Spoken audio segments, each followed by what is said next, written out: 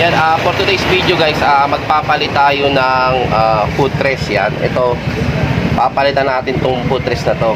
Papalitan natin itong legit moto na footrest ito, itong silver. Yan, paano magpalit ito, turo sa inyo kung paano. Yan, unang-unang guys, gagamit kayo na itong long nose. Kasi, yan, unang-unang yung gagawin niya, pupunutin nyo itong lock pin na to. Then, may washer siya dito. Tapos, push nyo lang to, pataas. Yan. Push nyo lang to, then makukuha nyo na ito, matatanggal nyo na siya.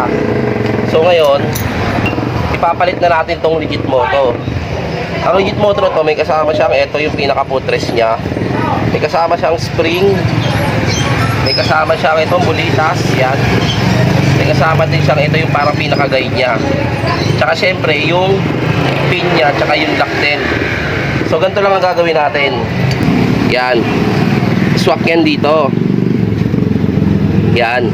Ngayon ang gagawin nyo, may nakikita kayong ito, ay nakaganyan siya. Kasi ang purpose na itong bulitas na to, yan, yung butas na yan, para yun sa ilalagay yung spring dito. Dito nyo ilalagay yung spring.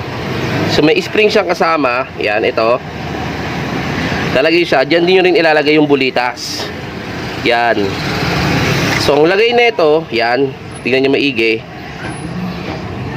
Pag ganyan ang lagay niya, yan, ididiin nyo siya. Yung bulitas kasi, kaya may bulitas siya, maglalaro yun. Ito ay yung pinakasilbing lock niya. Lilipat-lipat yan dito yung bulitas na yan. So ang gagawin nyo, yan, lalagay nyo siya. Lalagay nyo yung bulitas muna dito. Yan, lalagay nyo yung bulitas. Yan. Then itatakip nyo to dito. Kasi ito, nakatugma yan sa butas para doon sa pin. So ididiin nyo siya.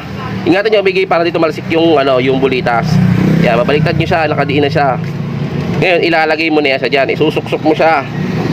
Yan. Nandun yung bulitas ha, tsaka yung spring, lagay nyo muna. Susuksok mo siya ngayon. Yan. Ngayon, pag nakasuksok na, ilalagay nyo na tong, yan, parang pinaka-pin niya. Para syempre di siya makalas, lalagay nyo na siya. Kailangan tumugma yung butas na ito, tsaka yung butas na ito para mailagay nyo. Yan. So ngayon pumasok na siya. Yan. So ang mechanism kasi niyan, pag inikot mo to, lilipat yung bulitas do sa kabilang butas sa may kuwang ng plate nito. Yan. Para yan, naglalaro siya, may lock siya.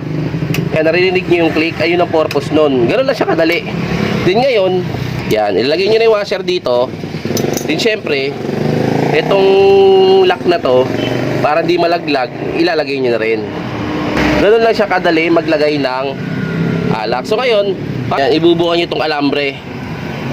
Yan. Bubukan nyo siya. Yan, dapat nakabukas siya. Dalawa sila magkabilaan yan, para hindi malaglag. Yan. Nakapaikot siya doon sa kabila. Hop, tsaka ito.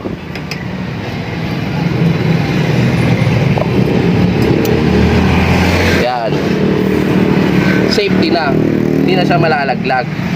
Yan. Kasi yung dati, yung kinabit, wala siyang guide. So parang ang nagbabase sa kanya para huminto, ito lang. Pero ngayon, meron na siyang ball, yung bulitas, tsaka spring, para pag nililipat, yan, nagkiklik lang siya. Napaka-smooth lang niya. Yan. Para lang hindi siya mauga. Pag ganun, hindi na siya umuugang talagang malalaglag. So yan. Ganun lang kasimple maglagay guys ng footrest at magpalit. So yan, okay na tayo.